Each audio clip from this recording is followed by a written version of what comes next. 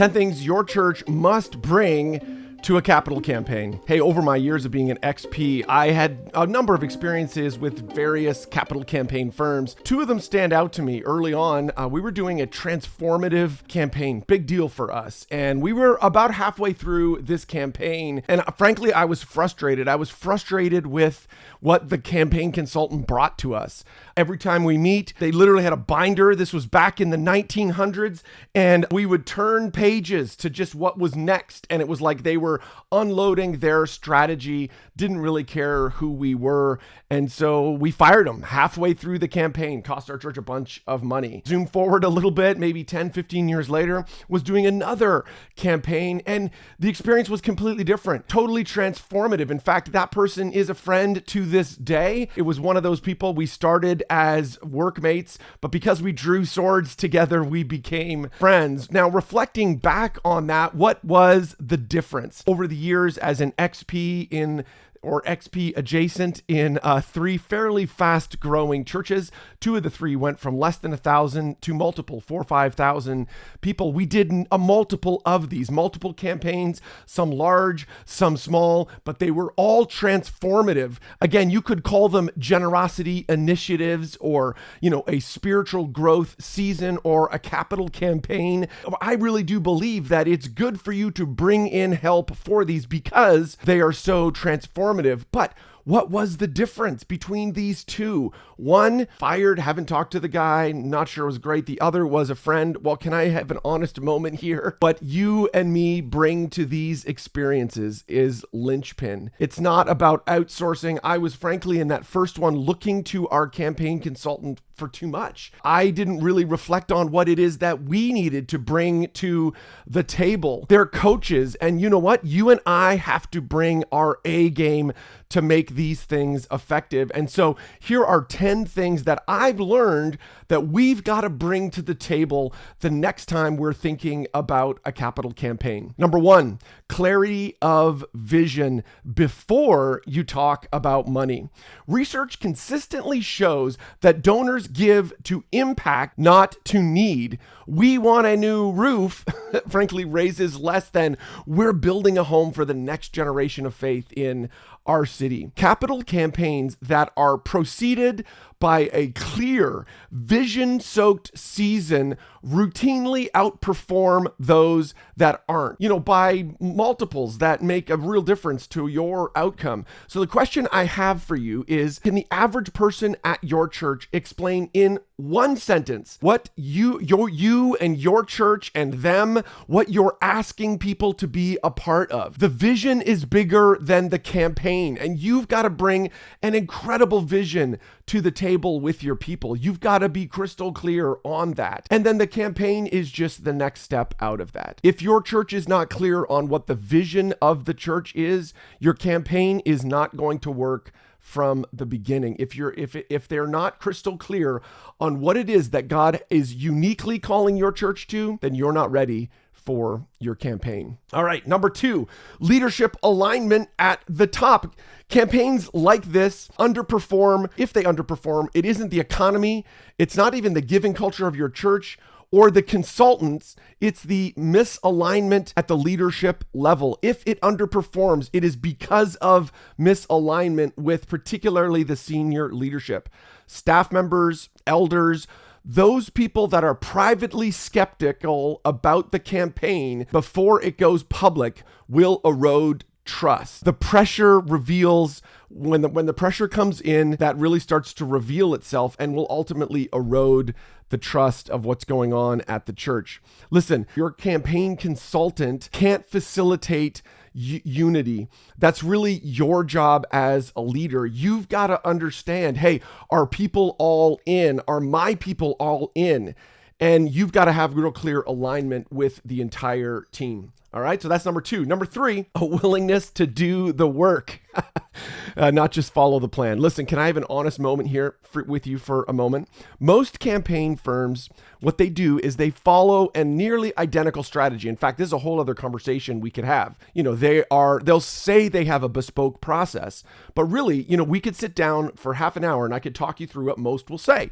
There's a leadership phase, core donor phase, volunteer phase, public phase, pledge weekend, follow up, that sort of thing. Strategy is not the differentiator. Execution is. In fact, in a year of AI, in a time of AI, you could go in and ask AI, what does this firm, how will they recommend we structure it? How will this firm recommend we structure it? How will this firm? You can find those plans. That's not going to be the differentiator. It really is ultimately going to come down to the work. Are you willing to do the work? Churches that go in expecting that the consultant, the external company, will carry the load, frankly, are going to be disappointed.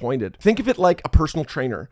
I love my Peloton, but the Peloton cannot make me get on the bike and push hard. I can't. It can give me instructions. It can give me gauges. It can compare me against other people. It can give me a plan, but I've got to take the design that they've given and actually put it into place to do the reps that they're suggesting we need to do. So you know what you need to do? You and I need to budget our team's capacity honestly. A campaign running in parallel with the normal ministry operations is essentially asking your team to do 2 full-time jobs. You're going to have to make space for your team to actually execute on that. Does it make sense?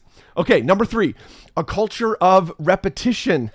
Studies on behavior change, this, suggest that people need to hear a message somewhere between 7 to 10 times before it moves them to action. We've got to repeat ourselves time and time again. In fact, we're seeing this increase over time with the increasingly distracted culture we are in. In a campaign like this, that number is even higher. At a church I was a part of, I was counting them up, that the teaching pastor, the lead pastor, repeated the core campaign message a whopping 23 times before the first public saying of it, before the first public Sunday of the campaign. That's not overkill. That's just how transformation works, friends. You've got to get used to repeating yourself.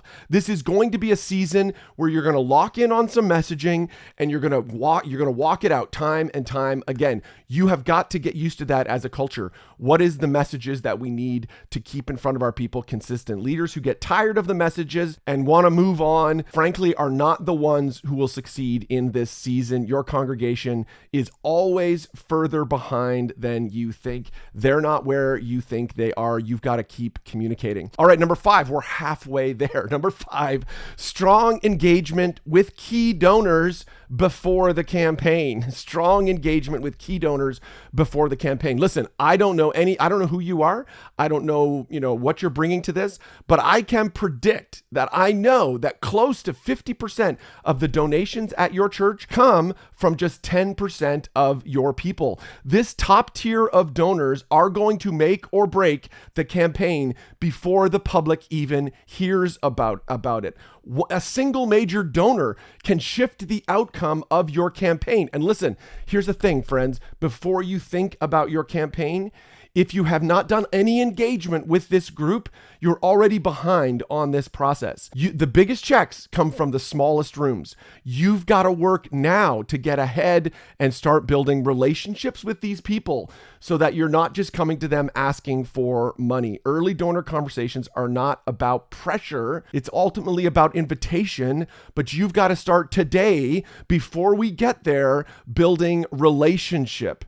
You're giving your most generous people the privilege of a connection with them. That's critically important. I can't overstate that. We can have a whole other conversation about that. Number 6, a real follow-up plan. So before the campaign even starts, this is where your campaign could fail. So before we even get rolling, here's something that we could drop the ball on and not even know it. If your church makes building or staffing commitments based on 100% of the pledge fulfillment that comes in, you might be building on sand. Because if you don't have a strong follow-up process designed before you ask people to pledge, before you even get out there and have the public conversation, you've got to make sure that you have that entire follow-up phase sorted out before you go public so that we can follow up strongly and follow up on those pledges. That's really what's needed most. Another tip, ensure that your campaign consultant is engaged with you through the follow-up phase.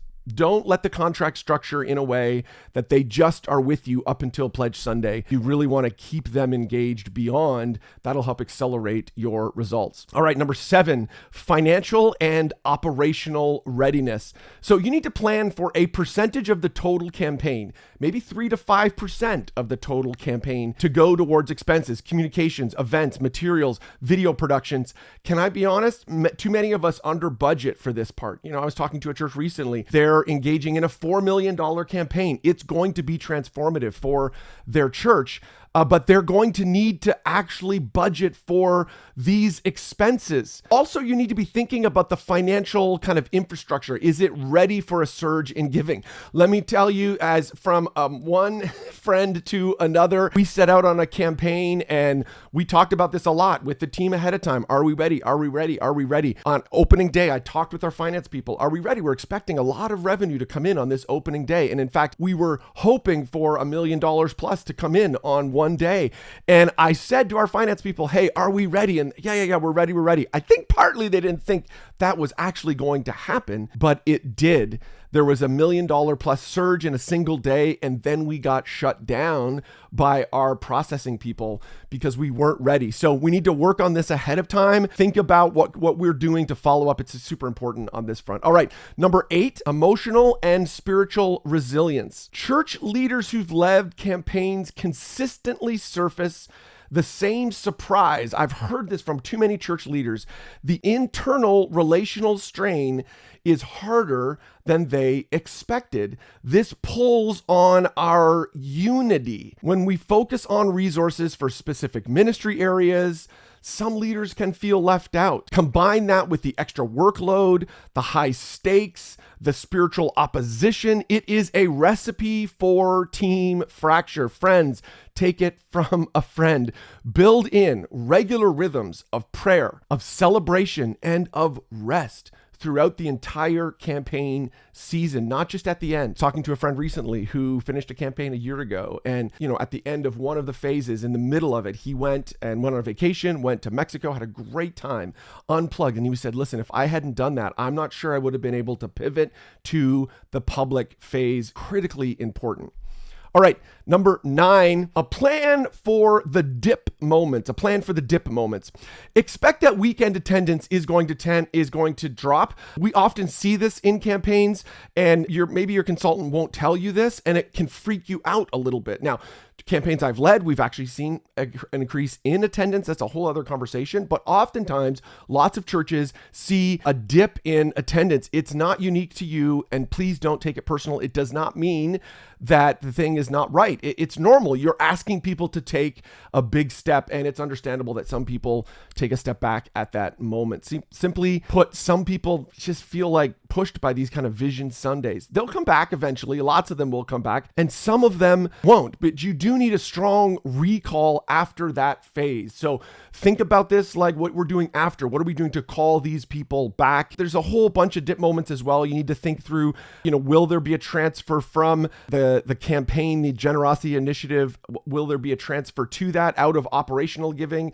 Even in a one fund, you might see the total giving, dip a little bit. Don't be surprised by that. All I'm saying is be concerned, be prudent on your planning around the financial stuff to assume for a bit of a dip, both in attendance and maybe even on the financial side on the front end. Again, that's like a whole other conversation. There's lots of ways to do that so you don't have that operational dip, but at least plan for it at this. And then number 10, this is the big one, ownership of the outcome. This is a hard truth that I don't think no consultant, no matter how good they are, no matter what firm they're with, no matter how kind of much they want your campaign to work, it really doesn't rest on them. It's ultimately up to the Lord and to your people and to you. The churches that win are the ones that work on us owning it. We don't hire these people and think, okay, that's up to you now to own that. We've got to own it. We have to say, this is up to us. These folks are coaches that come alongside us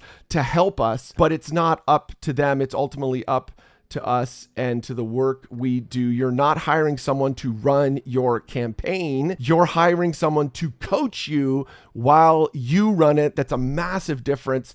And you need to think that through clearly, that this at the end of the day is up to you and I. All right, friends. So there it is. 10 things your church must bring to your next capital campaign. Reach out if I can help in any way. Rich Birch on Instagram. I run a thing called Unseminary, stuff you wish they taught in seminary. It's a weekly podcast. We do blogging and all kinds of other fun stuff. I'd love for you to check that out as well. Unseminary.com. Thanks, friends.